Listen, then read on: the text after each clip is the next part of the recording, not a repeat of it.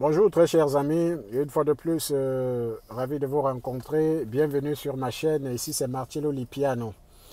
Aujourd'hui je parlerai des problèmes que nous rencontrons dans nos familles pour des raisons de lettres d'invitation.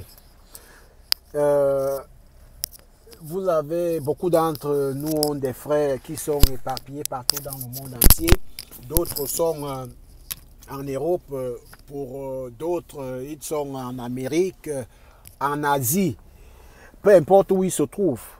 Et dans la plupart des cas, les problèmes que nous avons souvent, c'est qu'en réalité, nous nous plaignons toujours de nos frères qui ne nous envoient pas des invitations, des lettres d'invitation quand nous leur demandons des lettres d'invitation.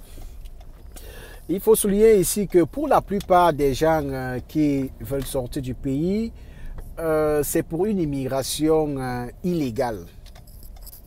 Et pour une immigration illégale, déjà combattue par plusieurs présidents occidentaux, je vous invite à comprendre vos frères.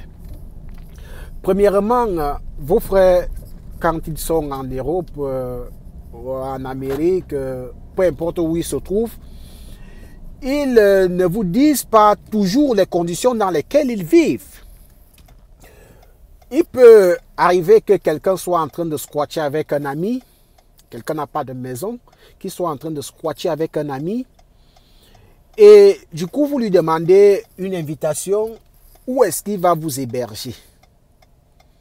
Il ne va quand même pas vous héberger chez un ami ou avec qui il partage soit une chambre, soit une partie de sa maison. Hein? Donc, et pour envoyer une invitation à une personne, nous avons besoin de remplir plusieurs conditions. À savoir, la première et la primordiale, c'est, comment dirais-je, avoir un logement, donc avoir une adresse où vous allez héberger la personne que vous invitez.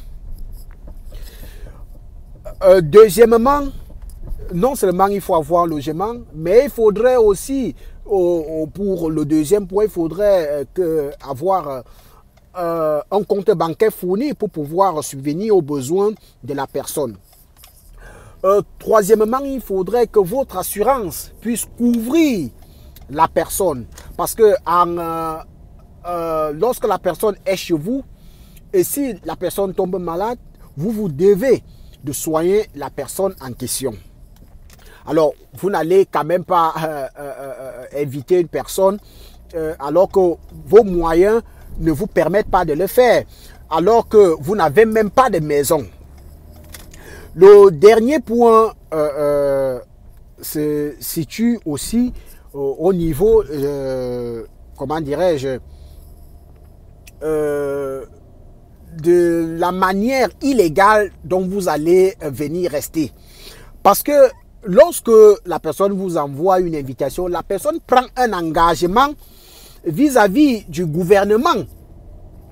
Cette personne prend l'engagement de vous faire rentrer au pays, dans votre pays de provenance. La personne prend l'engagement, ça veut dire que si vous venez ici, vous ne rentrez plus, la personne aura des problèmes. Et croyez-moi, cette personne aura de sérieux problèmes. Donc, j'en appelle à plusieurs d'entre vous, essayez de comprendre vos proches qui sont à l'extérieur, parce que eux aussi, je ne suis pas sûr que quelqu'un peut avoir des moyens et refuser de vous envoyer une invitation. Si c'est le cas, ce sont des cas un peu rares. Mais pour la plupart des cas, ce sont des gens qui n'ont pas des moyens suffisants pour pouvoir vous héberger. Ce sont des gens pour la plupart qui n'ont pas de logement. Ce sont des gens pour la plupart qui aussi sont dans l'illégalité. Alors, un illégal ne peut pas venir prendre des engagements sur un autre illégal. Donc, de grâce, essayez de comprendre vos frères et sœurs, essayez de discuter avec eux, tout au contraire, plutôt les encourager, les aider si possible, pourquoi ne pas. Vous pouvez être dans votre pays et vivre mieux que celui-là qui est à l'extérieur du pays. Si cette personne vit dans l'illégalité, parce que dans certains pays du monde, il y a des boulots qui ne sont pas faits pour des personnes qui n'ont pas de papier. De grâce pour ces différents problèmes, veillez comprendre vos frères, veillez comprendre vos sœurs. Et puis, c'est pourquoi je continue toujours de vous encourager à jouer à la loterie américaine. Cela vous permettra d'entrer légalement et de vivre aisément votre vie, de vivre aisément votre rêve. Et sur ce, continuez à partager la vidéo, continuez à souscrire, surtout à liker.